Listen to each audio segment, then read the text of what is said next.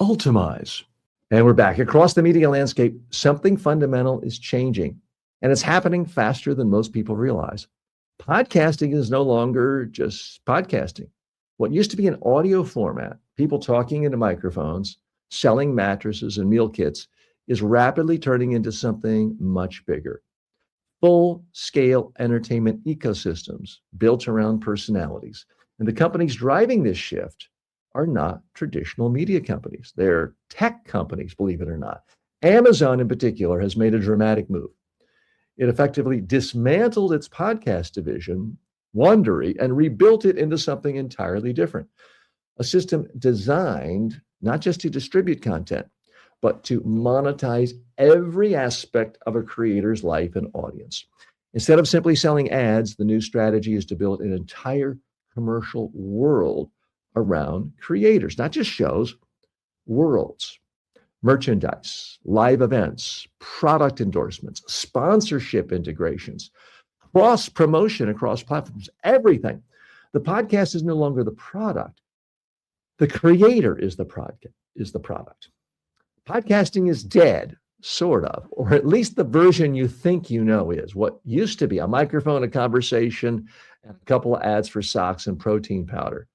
What is it now? A full-blown business empire built around a personality. Amazon is literally building entire commercial ecosystems around podcasters, selling their merch, promoting their events, pushing products they recommend, and turning fans into customers at every possible touch point.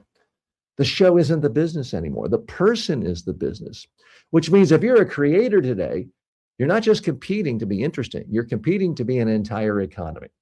The best example of this new model right now is Jason and Travis Kelce. Their podcast, New Heights, reportedly signed a deal worth $100 million. And what Amazon has done with them goes far beyond audio. They've created a centralized hub where fans can buy merchandise, watch documentaries, purchase products the Kelces are associated with, and even shop for themed experiences like football party supplies. There are live shows tied to global events like the World Cup. There are sponsored tailgates with corporate partners. There are product tie-ins embedded directly into the fan experience. This isn't podcasting. This is vertical integration of personality, and it's working because fans aren't just listening. They're participating, buying, and showing up, which brings us to the bigger shift. The line between podcast, talk show influencer, and celebrity, it's all but disappearing. If you need proof that podcasts are becoming the new television, here it is. Oprah Winfrey, arguably the most successful talk show host in history, is moving into video podcasting with Amazon. Think about that. The queen of daytime television is now doing podcasts, except they're not really podcasts. They're video shows distributed globally, monetized across multiple platforms, tied into books, products, and entire business ecosystems. This isn't a side project. This is the future of media. The talk show didn't disappear. It just moved to the internet and brought a shopping mall with it. And Amazon executives are not being subtle about where this is going. They've made it clear this model isn't just for podcasters. It applies to anyone with an audience, actors, athletes, influencers, streamers, anyone who can attract attention can now be turned into a multimedia platform commercial engine. Because in this new world, content is just the entry point. That's what's so exciting about this. And that's why, frankly, I'm excited. Now, I'm not getting deals like the Kelce brothers are, but you don't have to. Not everyone needs $100 million. Not everyone needs a giant empire. But content is just the entry point. The real money comes from developing a personality, developing a fan base, developing a tribe. And that's what is so exciting. So it's kind of the best of times and worst of times. If you are someone who's already famous, it's the best of times because it means you never have to retire. I'm old enough to remember when someone like David Cassidy was one of the most famous people in the world when he started in the Partridge Family in the early 70s. And yet when the show was canceled, he couldn't get work. He couldn't get a job. He went hungry. He had to do dinner theater.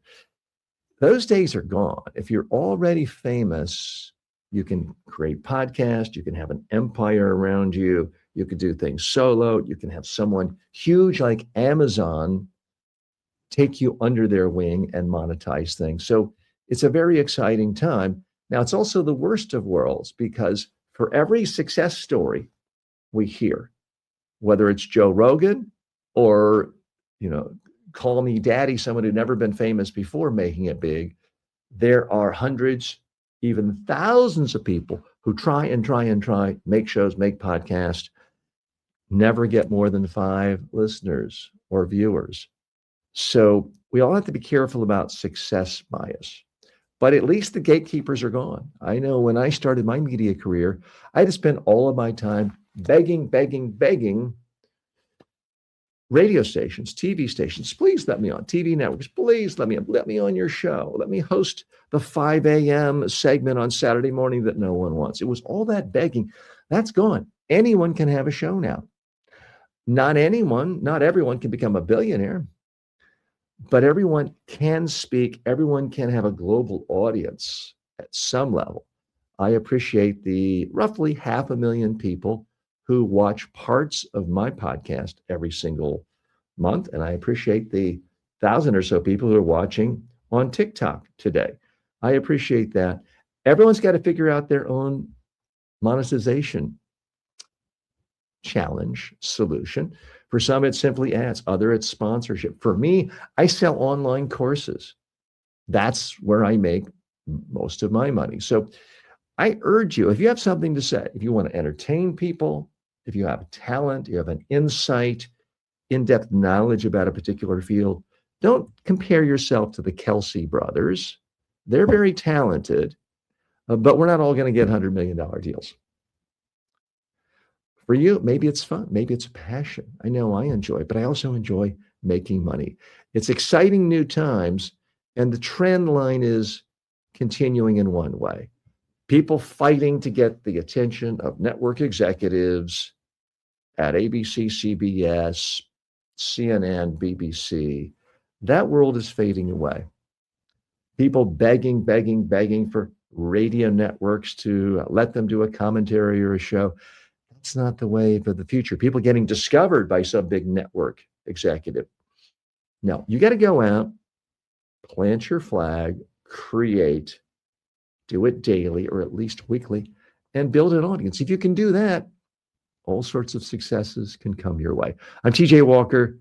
Thanks for joining me. By the way, if you'd like a free online course on how to communicate more effectively or how to build good habits, all you have to do is go to ultamize.com, ultamize.com, and you can get a free course now.